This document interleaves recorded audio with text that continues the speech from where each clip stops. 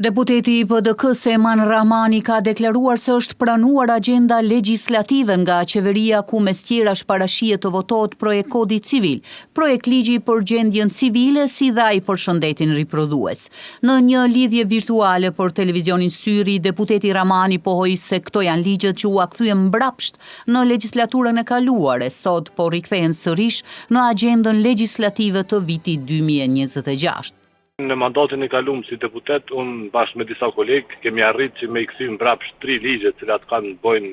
me traditën dhe kulturën tonë familjare, shqiptare e kombëtare. Ka qenë ligji për gjendjen civile, ku në atë ligj është para pa ndryshimi i gjinisë apo mundësia për ta ndryshuar gjininë çdo 10 vjet,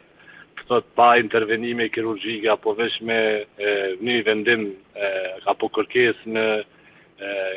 zyret administrative të komunës. Ka qenë kodi civil ku është parapar që tu lejohet martesa mes gjinisë një burr me burr, gru me gru, e kështu me radhë, por edhe ligji për fertilizim ku kanë qenë disa nene shumë problematike, ku është dënimi i dhuruesve të spermatozoidit nuk të gratë cilat dëshirojnë të lindin fëmijë nuk janë të martume, donuesi duhet mbetet anonim, por edhe fëmia i cili lind prej aty dhuruesit nuk ka të drejtë ta njohë prindin babën se kush ka qenë. Kanë qenë problematika edhe në kuadër të drejtave të fëmijëve, mirë po problemet janë të linjës së njëjtë apo të agjendës së njëjtë e cila shtyhet në vazhdimsi nga kjo qeverisje, është për çudi që i ka kthyer në prioritete gjatë fillimit vitit parë të qeverisjes kurthi 3. Deputeti Rahmani gjithashtu vuri theksin te reflektimi i deputetëve, të cilët duhet të mos i mbështesin këto ligje. Unë shpresoj që deputet me reflektu, sidomos ata të pozitës, mazhorancës, për shkak që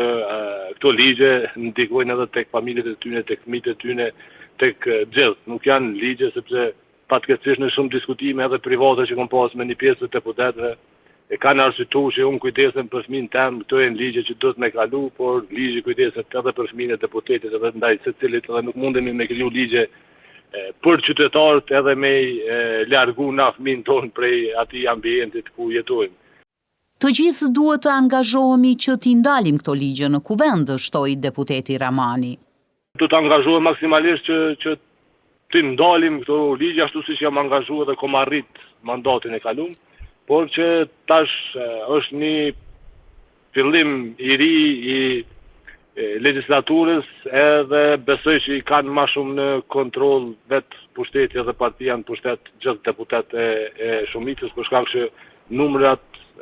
i kanë si shumicë, por unë shpresoj që lëvizin apo dalin dikush nga subjekti tyre që mos t'i mbështesin këto ligje. Kjo agjendë tashmë edhe në nivel global ka filluar të zbehet, prandaj është të çuditshme se si qeveria po synon t'i risjell sërish, shtoi Rahmani. Tashmë fatmirësisht kjo agjendë edhe në nivel global ka filluar me Europë peshë asaj dhe mbështetja në përgjithësi, tu fillu prej Amerikës, por edhe prej shumë vende të Evropës. Për mua është habi se si kjo qeverisje po provon që Kosovën me kthy në qendër edhe të nivelit evropian me shtytje pa ndërprerje të kësaj agjende, të cilën nuk ka asnjë interes. Unë po them ne kemi hasur edhe gjatë vitit kaluar ku pjesë e kësaj agjende kanë qenë edhe doratakt në cilët janë shpërndarë për shkolla që kanë qenë të dedikuar për mësimdhënës rreth edukimit seksual, por që nuk ka pas bëj fare me edukimin seksual, ato kanë qenë më shumë